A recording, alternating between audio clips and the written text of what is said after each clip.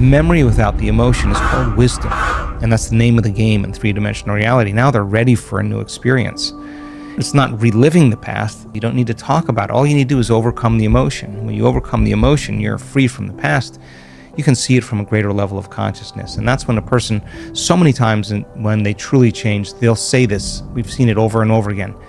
They reach that point where they finally break through it. And some of them have had some really difficult pasts. They'll say, I would not want to change one thing in my past because it brought me to this moment. That's the moment the past no longer exists. And they can look at their betrayers and see it all had to happen for that moment. And now they're free. They no longer belong to the past, they belong to the future.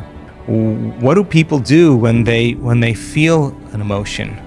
What do? They rely on something outside of them to make that emotion go away. So whether it's the masturbation or the pornography or the gambling or the shopping or the sugar or the whatever, it's all because they're trying to make that feeling go away. And they're using something outside of them. So then there is some emotion that the person is regulating. That's why they're doing that. They're doing that, right? So change the emotional state, and it makes sense then the need to do it diminishes.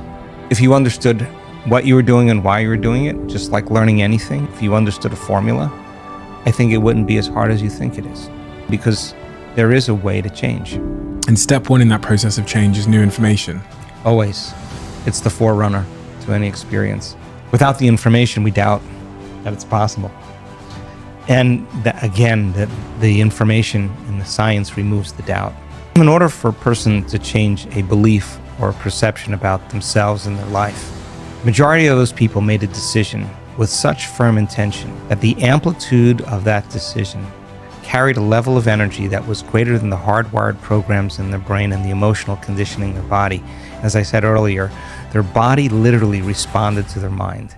The choice that they were making became a moment in time they would never forget. They'll tell you where they were, what time of day it was, who they were with when they made up their mind to change. It became a long-term memory.